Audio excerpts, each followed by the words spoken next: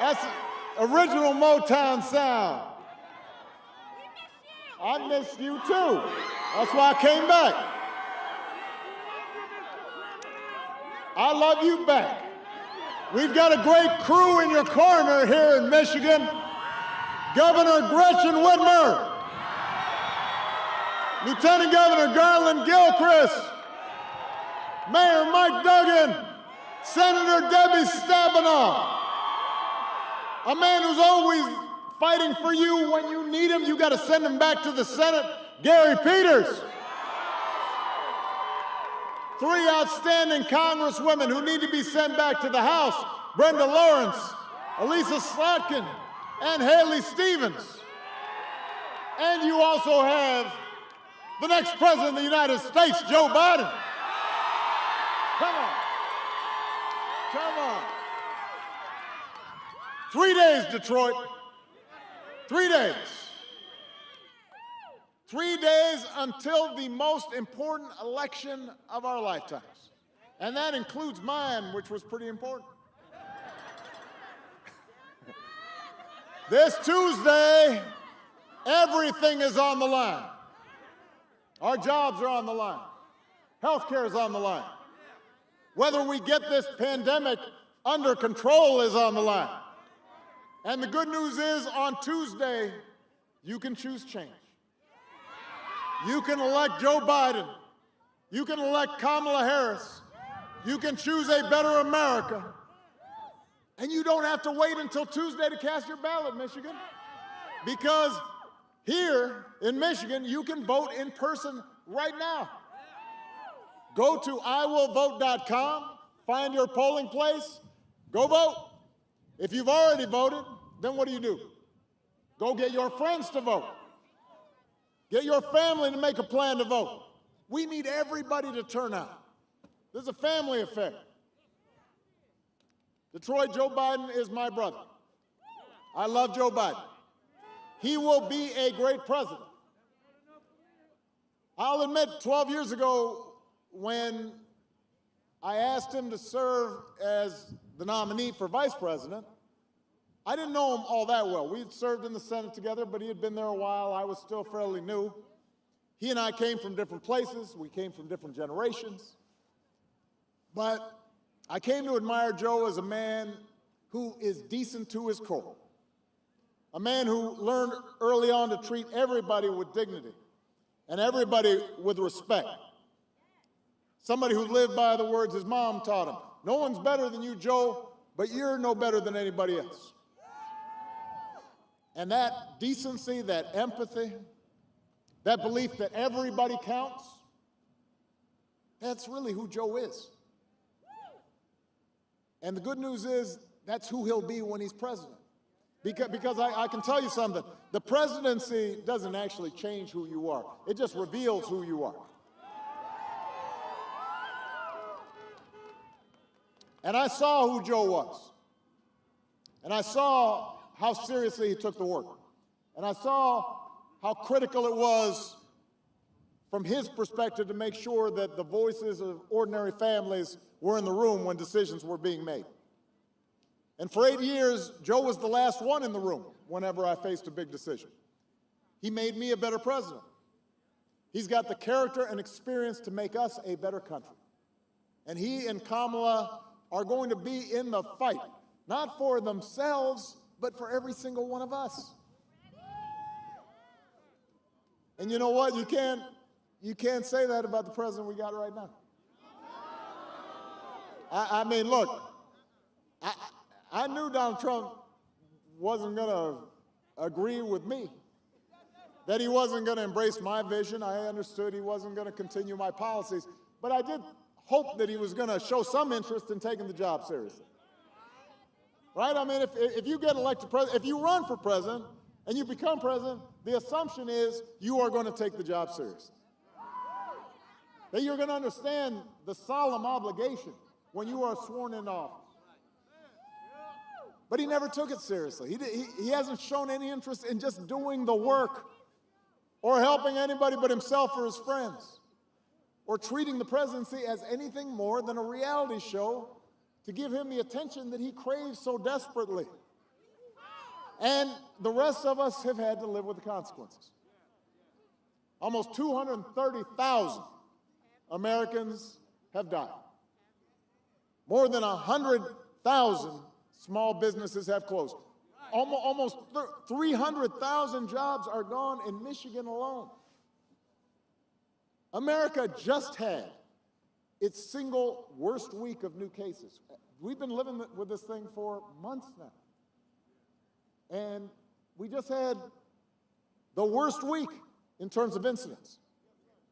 And in the face of that, what is Donald Trump's closing argument? No, he says that people are too focused on COVID. COVID, COVID, COVID, he's complaining. He's jealous of COVID's media coverage. But that's not enough. Now he's starting to accuse doctors of profiting off of this pandemic. He actually said this. He said they're making a big deal out of it so they can make more money. Who says that? Here, you've got doctors who are risking their lives to save other people, who have to, every time they go in and then they come home, they have to completely isolate themselves, remove all their protective garments, shower, scrub, do everything just to make sure their own families don't get sick. In some cases, don't get to see their families. And he's saying they're doing that to make a buck. He can't fathom that somebody would be willing to make sacrifices for others unless there was some economic motivation. That's how he thinks.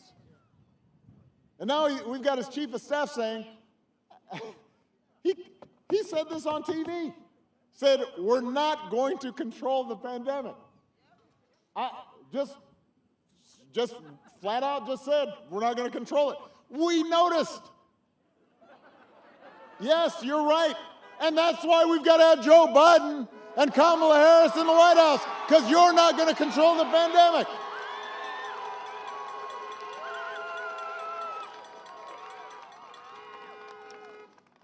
They just got kind of like I guess I'm dating myself. You guys remember Mad Magazine? The older people do. Remember, and then you had Alfred E. Newman. Remember, he had that big grin, funny-looking dude, ears like mine. And he used to say, "What me worry?" He didn't worry about anything. That's how these guys are. Why should I be worried? The same way, you remember when Republicans were saying, "Let Detroit go bankrupt." You remember that? And now they might as well just be saying, "Let America get COVID. It's not our problem. You're exaggerating it." That's what they are literally saying every day.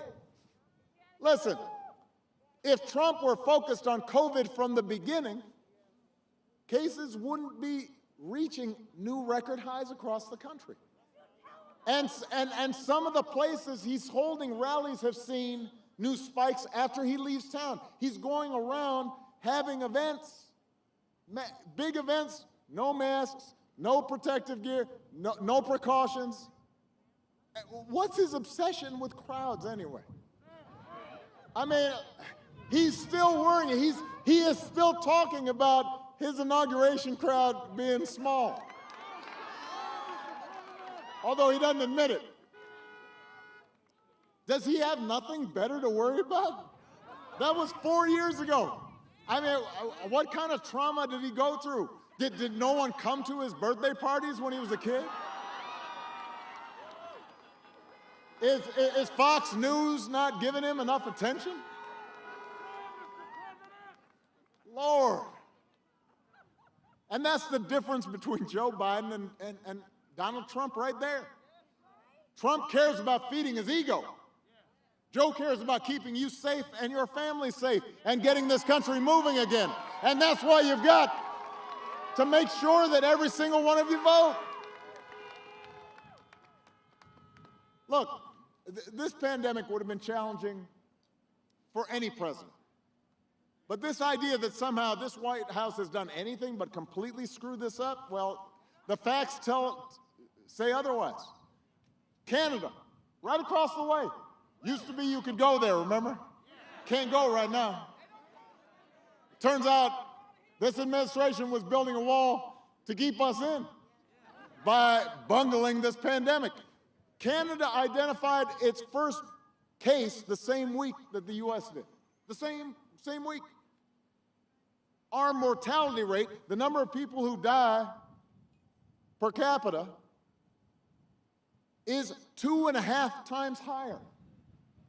If we had the same mortality rate as they do, then around 90,000 Americans would have died, which would still be a tragedy, but it wouldn't be 230,000. If we had handled this pandemic like Canada did, 140,000 of our fellow Americans might still be alive today. That's a sign of how much leadership in the White House matters. It matters. This is not a game. This is not a contest of just, calling each other names. This isn't a sporting event. This is life or death. And last week, when Donald Trump was asked, would you do anything differently? He said, not much. Not much. I really can't think. You can't think of anything you do differently? Look, there is not a thing I did as president where I didn't look back and say, man, I could have done that a little bit better. I could have done it. Even the stuff that worked. He can't think of one thing? Not one thing. Oh, Lord. Look, I understand this is a president who wants full credit for the economy he inherited and gets zero blame for the pandemic he ignored, but the job doesn't work that way. Tweeting at the TV doesn't fix things. Making stuff up doesn't make people's lives better. You've got to have a plan. You've got to do the work. And along with the experience to get things done, Joe Biden has concrete plans and policies that will turn our vision of a better, fairer, stronger country into reality. Joe Biden is not going to screw up testing. He's not going to call scientists idiots. He's not going to host super spreader rallies around the country or in the White House. Joe will get this pandemic under control with a plan to make testing free and widely available and get a vaccine to every American cost-free and make sure our frontline heroes never have to ask other countries for the equipment that they need.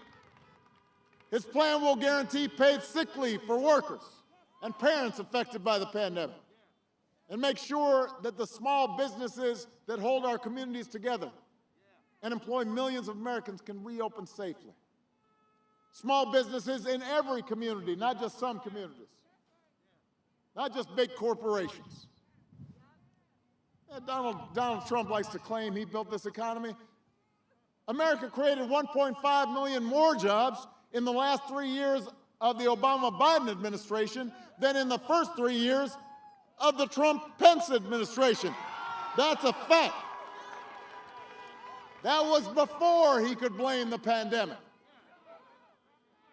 Joe Biden and I worked to rescue the auto industry. Gary Peters was there. Debbie Stabenow was there. Gary Peters understood what was at stake. He told us to bet on Michigan, and we did. And manufacturing grew in Michigan by 15% over our final 4 years in office. Donald Trump came in. He said, I'm going to make Michigan the manufacturing hub of the world. It's up 1%. Under his first 4 years. 15 to 1. We handed him the longest streak of job growth in American history. But the economic damage that he's inflicted by botching the pandemic response means he'll be the only president since Herbert Hoover to actually lose jobs. Herbert Hoover, that's the 30s. That's a long time ago. Well, been a lot of presidents since Herbert Hoover. He'll be the first one to lose jobs during his presidency. Joe Biden and Gary Peters know that the key to a strong economy, it's not tax cuts for billionaires. It's lifting the prospects of working Americans. And Joe's got a plan to create 1 million new auto-related jobs by accelerating electric vehicle production. He's going to create 10 million good, clean energy jobs to fight climate change and secure environmental justice. And he's going to pay for it by rolling back Trump's tax cuts for billionaires.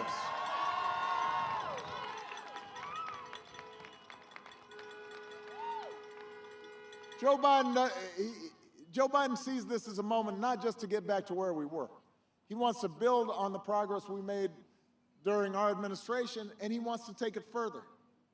He wants to make long overdue changes so that our economy actually works for everybody, makes life a little easier for everybody. The waitress trying to raise a kid on her own. The student trying to figure out how to pay for next semester's classes. The shift worker, always on the edge of getting laid off. The cancer survivor who's worried about her pre-existing conditions protections being taken away. Love you, appreciate you. I really do. And I'm grateful. Listen, let's talk about health care for a second. Republicans love to say right before an election, they'll protect your pre-existing conditions. Right? Joe and I actually protected them 10 years ago with the Affordable Care Act. We didn't get Republican votes, not one. And Republicans have tried to repeal or undermine the Affordable Care Act more than 60 times. Why they want to take people's health care away is not clear to me. I don't know why you'd have that kind of spirit say, you know what, I want to make sure that person doesn't have health care. I don't know why they would think that way. And when they're asked about it, they say, no, no, no, we're going to repeal it, but we're going to replace it with something even better, even bigger, more beautiful. They've promised a new plan for 10 years now. No plan. For 2 years, when this new president came into office, he had a Republican Congress. Could have passed this beautiful new plan. Didn't happen. They still don't have a plan. When they're asked about it, nobody can find it. They're looking around. It's the same place they put the pandemic playbook that we gave them to tell them how to deal with a pandemic. It's lost. It's gone. Missing. Instead, they've just attacked the Affordable Care Act at every turn, driving up costs, driving up the uninsured. Now they've got a case.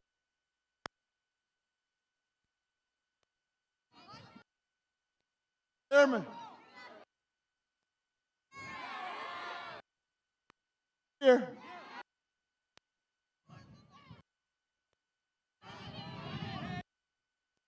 I'm not going to stand on the. What kind? No, no.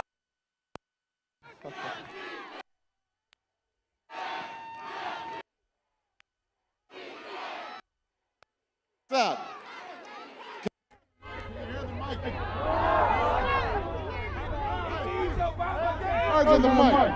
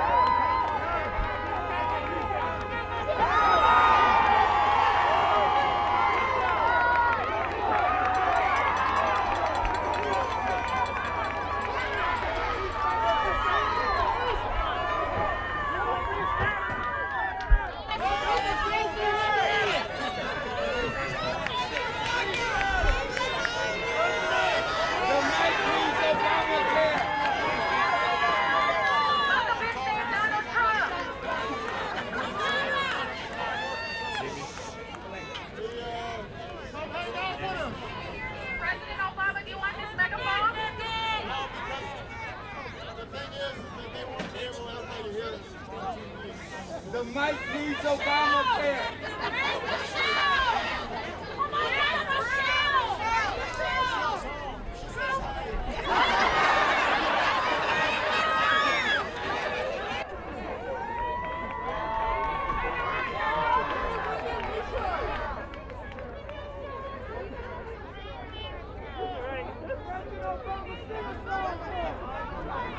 Shout out to all the Detroit healthcare workers. For all the work they're doing every single day.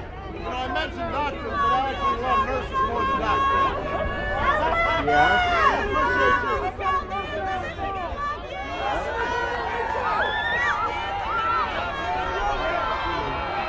Why do you ask the questions if you don't listen to me?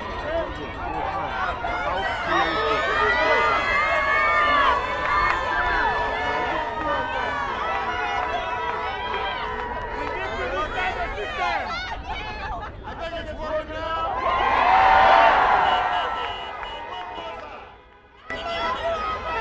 I'm talking about healthcare, right? So they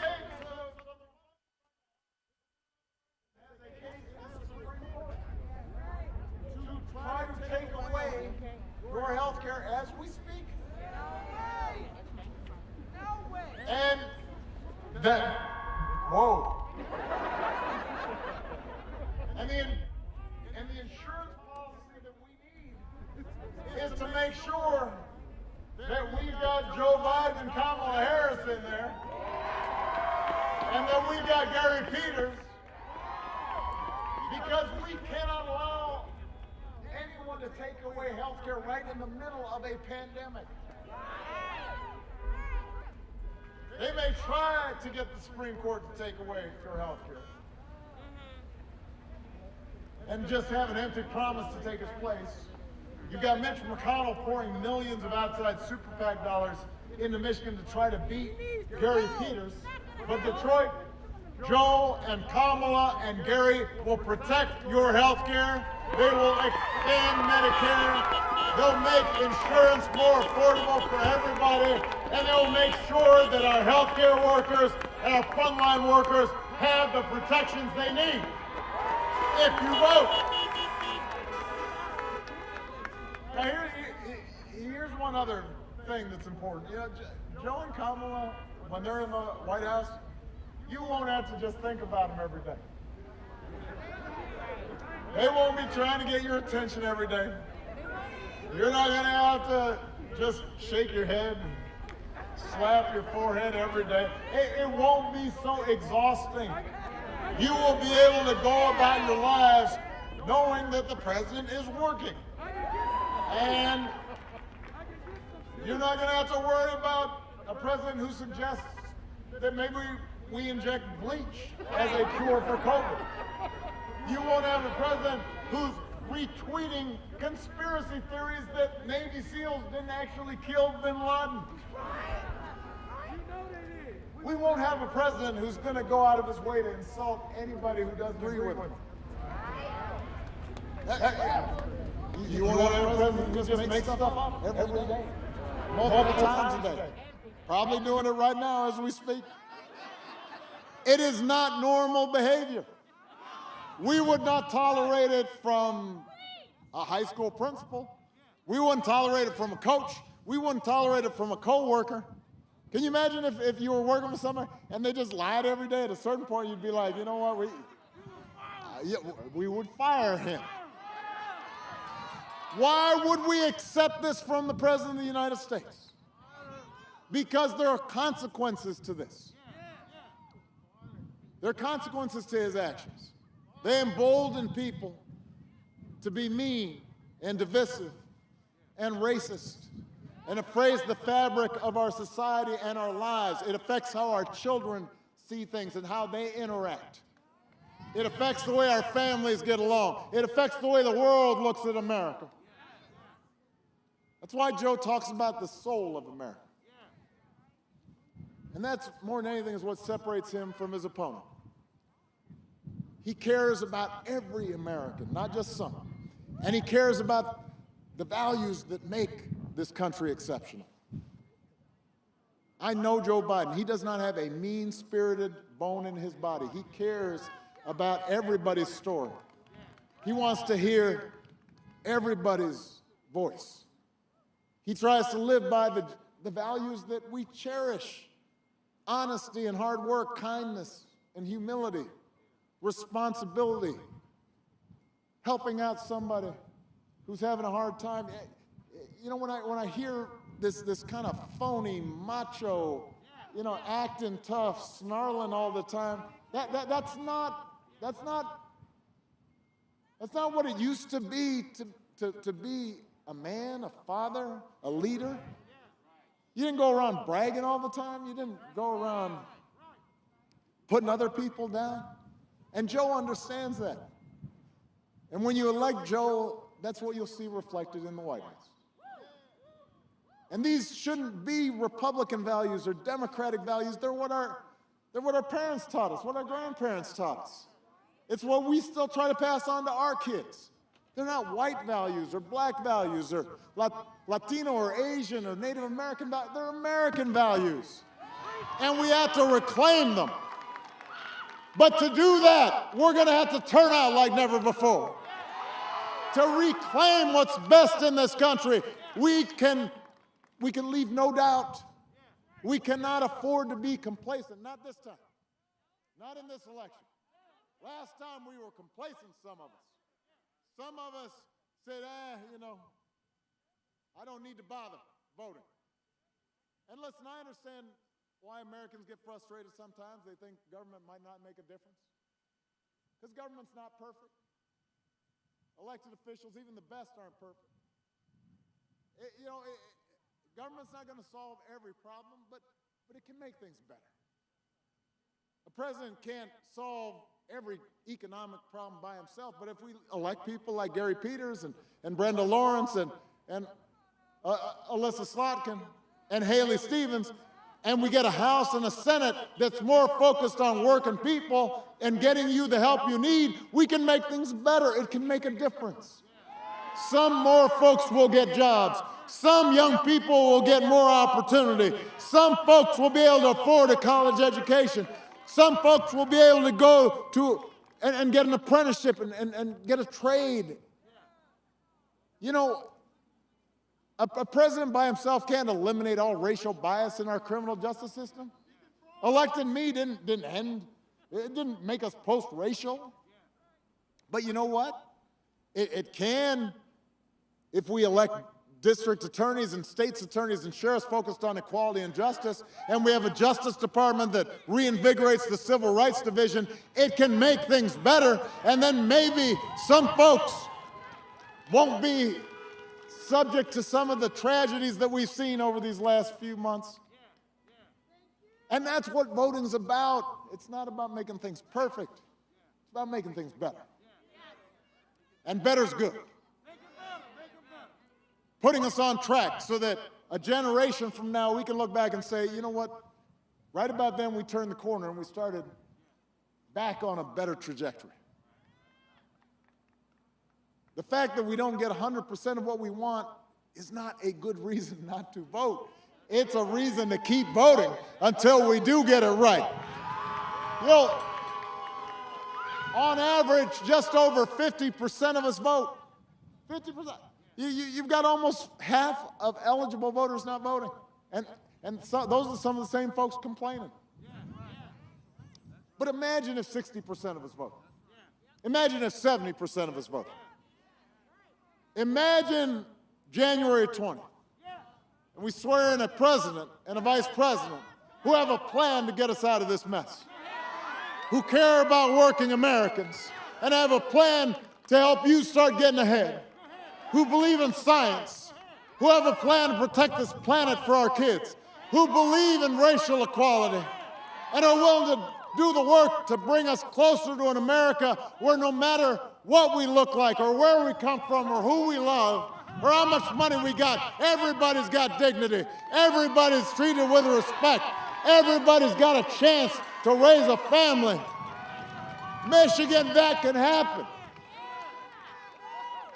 And I'm asking you to remember what this country can be. The thing is, though, we can't just imagine a better future. We've got to fight for it. We got to out-hustle the other side. We got to get to work. We got to vote up and down the ticket like never before. We've got to leave no doubt about who we are and what this country stands for. And if we do, we will send Gary Peters back to the Senate. We'll send Brenda Lawrence and Alyssa Slotkin and Hallie Stevens back to the House. And we will elect a man who loves this country, who cares about you, who will fight for every single one of us. My friend, a real leader, the next president of the United States of America, Joe Biden.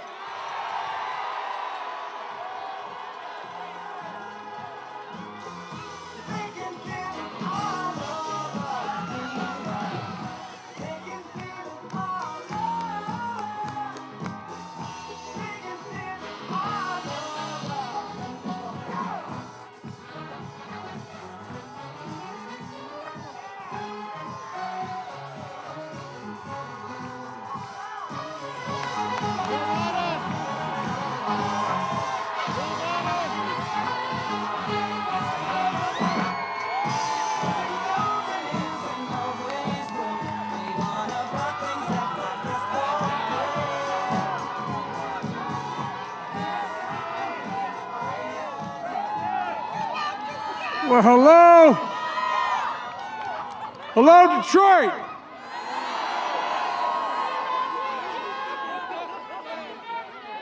It's good to be with so many friends. Mayor Duggan, you're one hell of a mayor, man. Spent a lot of time with you. The president gave me an easy assignment. He said, Detroit's in trouble. Get them what they need. Well, I tell you what, all I did was listen to what Duggan told me to do, and I did. And Gretchen Whitmer, Governor Whitmer, you are one quite great governor. And Lieutenant Governor Gilchrist, my buddy Debbie Stabenow, your once and future Senator Gary Peters. And you can always count on Gary to be there for you and your family, and that's a fact. And Congresswoman Brenda Lawrence, we need to send you back to the House, just like we need to send Hallie back, Hallie Stevens. And I tell you what, you know that Slotkin girl? She happens to be at Congress. Two things you got to know about her. She's forgotten more about the intelligence community, the CIA, than most people ever know. And the second thing you got to know is she's smarter than you. It's harder. And Stevie Wonder is here. Stevie's been a powerful voice for justice for a long time, and he's generally a national treasure. And of course, President Barack Obama. I tell you what, didn't it make you a little nostalgic just hearing him? Compared, I won't even compare, God Almighty. It's great to see you, Mr. President. It's great to hang out with you. It reminds us that we can have a president with character, decency, respect, a president respected around the world, the president our kids could and did look up to. I want to say something we don't say often enough. President Obama was a great president. And one of the great honors I had was not only serving with him, but becoming a good personal friend. Our families became close. My two granddaughters and two of his two daughters went all through school together, remained each other's best buddies. So I want to make sure to say it here today, Mr. President, thank you. Thank you for everything, and thanks for reminding us what we can be again. Look, I want to start on a serious note here by extending my condolences to the Chaldean Assyrian community here in Michigan on the 10th anniversary of Our Lady of Deliverance Church massacre in Baghdad. I was there in Baghdad. I met with the Archbishop. I've been to Baghdad many, many times during the war. And I tell you what, they were worried back then And after it occurred, I came out here. Look, the right to worship is a fundamental right in America. And as Americans, we should be proud that people from all over the world find a home here in our communities, here in Michigan, where the right to vote is the most fundamental right and the right that protects our religious freedoms. And so my heart goes out to all those. 10 years seems like a long time, but not if you lost somebody. It's like yesterday. So you have my empathy, my sympathy, and my support. Well, Detroit, 3 days. 3 days. 3 days to put an end to a presidency that has divided this nation. 3 days. We can put an end to a presidency that has failed to protect this nation. 3 days. We can put an end to a presidency that has fanned the flames of hate all across this nation. Millions of Americans have already voted. Over 85 million so far, they tell me. Millions more are going to vote in the days ahead because the president said we have to overwhelmingly vote and overwhelmingly win this thing. So my message is simple. The power to change the country is in your hands. I don't care how hard Donald Trump tries. There's nothing he's going to do to stop the people of America from voting. Nothing. And when Americans vote, we will be heard. And when America's heard, I believe the message is going to be loud and clear. It's time for Donald Trump to pack his bags and go home. As the president said, we're done with the chaos, with the tweets, with the anger, with the hate, with the failure, with the irresponsibility. Folks, we got a lot of work to do. I don't only need you to get me elected, I need you once I'm elected. Because if I'm elected your president, we're going to get things done. We're going to act. We're going to move. We're going to move for all our families. We're going to act to get COVID under control. On day one of my presidency, we'll put into action a plan I've been talking about for months. Masking, social distancing, testing, tracing. Plan for full and fair and free distribution of therapeutics and vaccines when we get one. Imagine where we'd be if we had a president who had worn a mask instead of mocked it. I can tell you this, we'd have 9 million confirmed cases of COVID in this nation, 9 million. We wouldn't have 230,000 deaths. We wouldn't be seeing these new record numbers of cases we're seeing every single night now.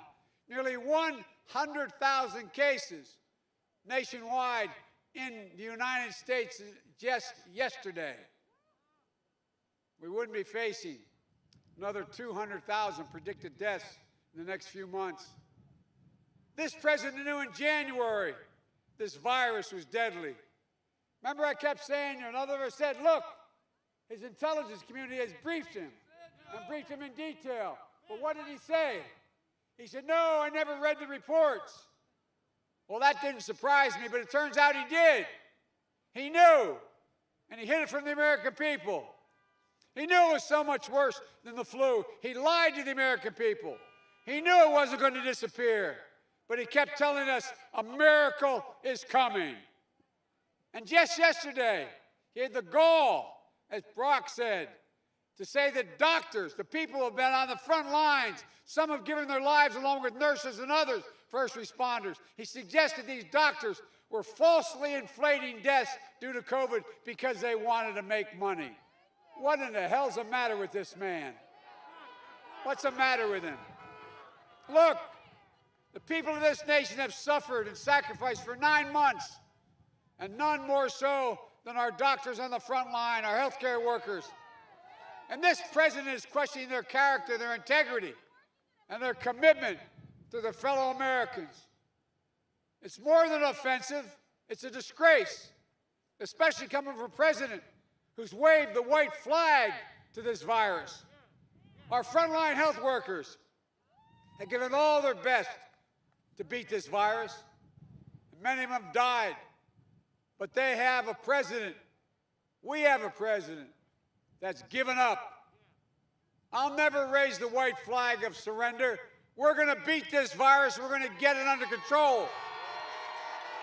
And the first step of beating this virus is beating Donald Trump. Look, Trump keeps telling us what a great president he is. The stable genius, as you know. Well, did you know President Obama and I helped create more jobs, as he said, in the last 3 years of our administration than he did in the first year, three years of his, before the pandemic? Or how about this? Did you know Donald Trump is going to be the first president, as the president said, in 90 years, is going to finish his 4 years with fewer jobs under his leadership than when he started? That's a lot of presidents, man. A lot of crises. But only Trump is going to have fewer jobs at the end of his presidency than at the start. Look, you see, I understand something Donald Trump doesn't. Wall Street did not build this country. You did. People like my parents. Ordinary working people in this country. And unions built the middle class. That's a fact. Back when the economy was on the brink in 2009, when Detroit was on its back, Barack and I bet on auto workers. My dad was an automobile man. And over the objective of many, including Vice President Pence, we stepped in and rescued the automobile industry and saved at least 1 million jobs. But what you may not know is Congresswoman Hallie Stevens was on that task force to make sure we got it done. Look, where I come from, I believe we should be rewarding work, not wealth in this country. Work, not wealth. Under my plan, if you make less than $400,000, I guarantee you're not going to pay a penny more in taxes. But if you make more than that, the wealthiest, biggest corporations, the 91 Fortune 500 companies that paid zero income tax, you're going to start paying your fair share. Folks, why should a firefighter, an educator, a nurse pay a higher tax rate than a billionaire? That's a fact, by the way. You're a nurse. If there's any angels in heaven, they're all nurses, male and female, man.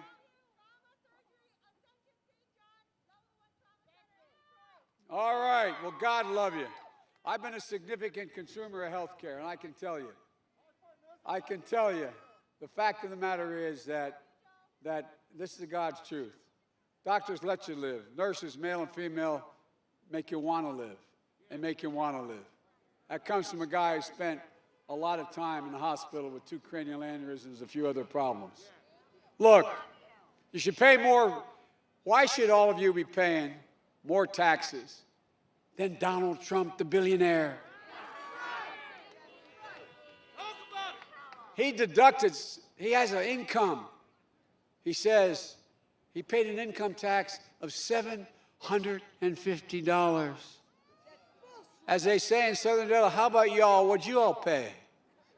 $750? My Lord.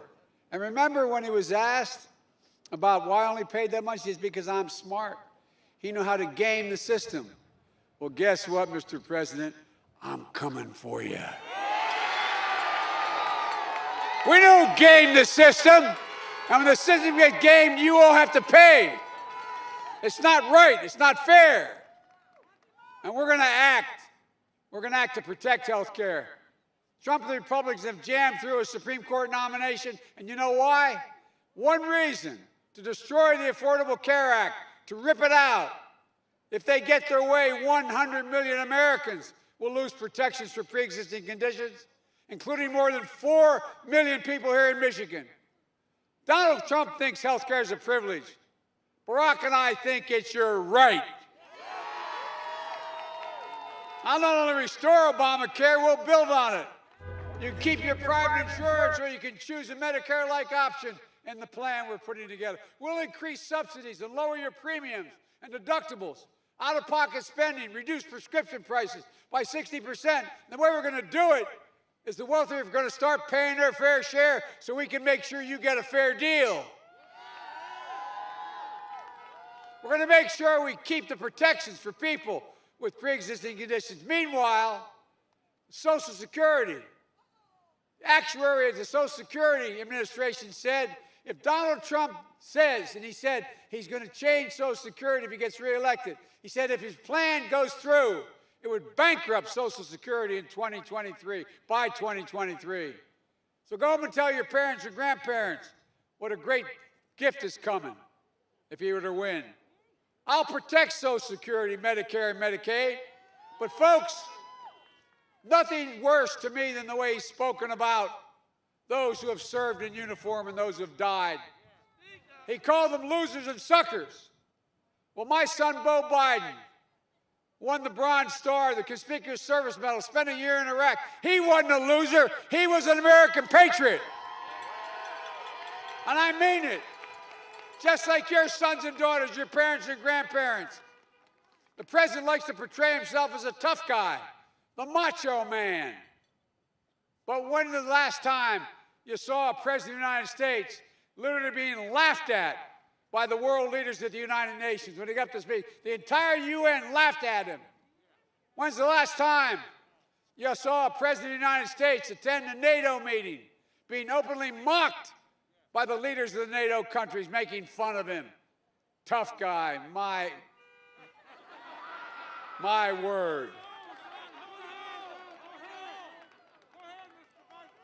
And you can believe we have a president who's Vladimir Putin's puppy? Putin put bounties on the heads of American soldiers in Afghanistan. Trump spoke to him 6 times since he knew about that, and he's too scared to challenge him. Donald Trump is not strong, he's weak. He commands virtually no respect on the international stage. This is a president who not only doesn't understand sacrifice, he doesn't understand courage, physical courage, that it takes to wear that uniform.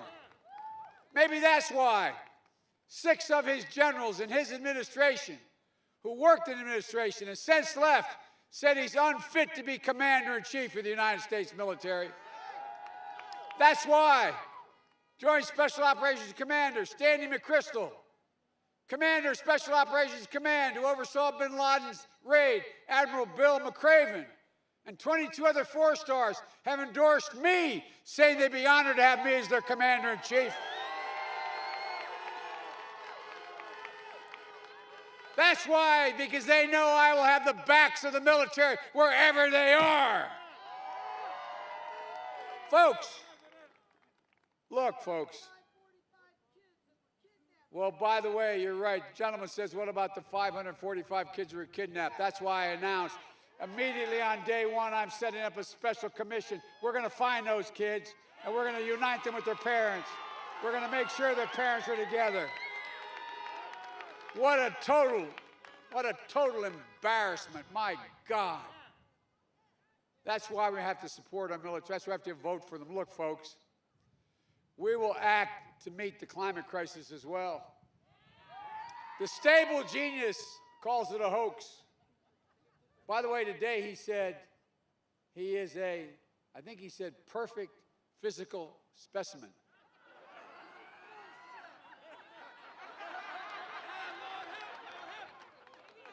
Maybe that's why he thought he was able to write off $70,000 on his taxes because he needed special hair care. Seriously, $70,000 written off for hair care. I tell you what, man, I hardly have any hair, but I'd rather have what I have. Stable, perfect specimen. Whoa.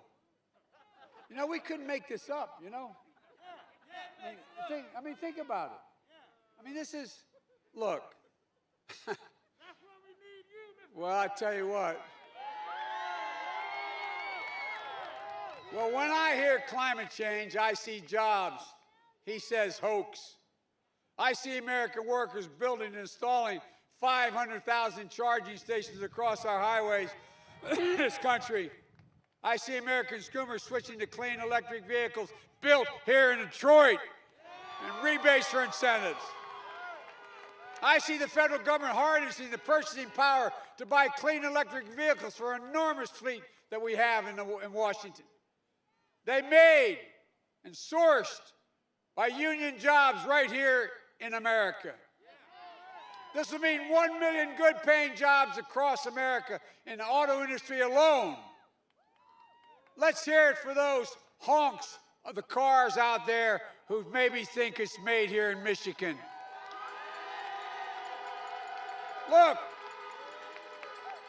and we'll act to deliver racial justice in America. Look, protesting is not burning or looting. Violence must never be tolerated, and it won't. But these protests are a cry for justice. The names of George Floyd, Breonna Taylor, Jacob Blake will not soon be forgotten because they will inspire a new wave of justice in America. Look, I believe this country has to come together. I'm running as a proud Democrat, but I will govern as an American president. I'll work as hard for those who don't support me as those who do. And you know what? In this America, in my America, there's no red state or blue state. It's everybody. That's the job of a president, the duty to care for everyone. So for God's sake, please vote.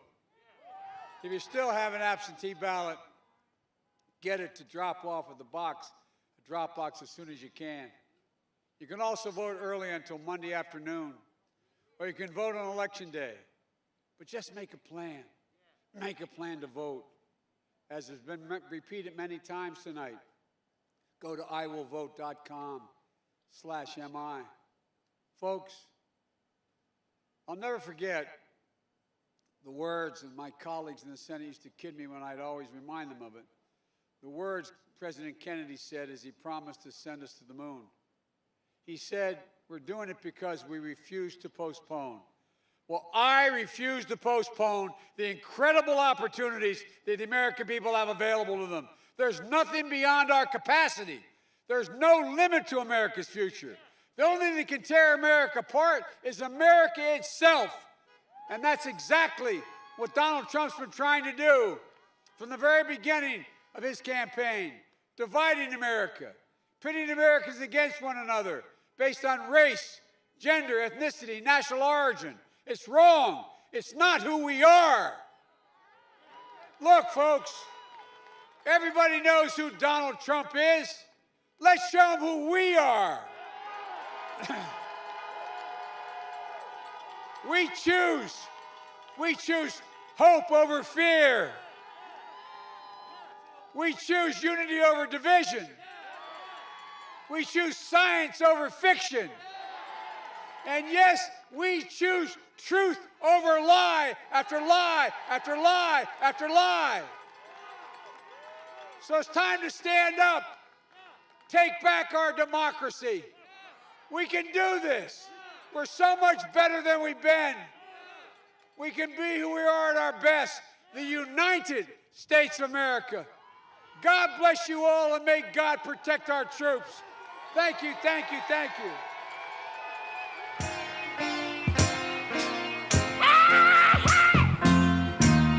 Oh yeah, baby. Like a fool, I went and stayed too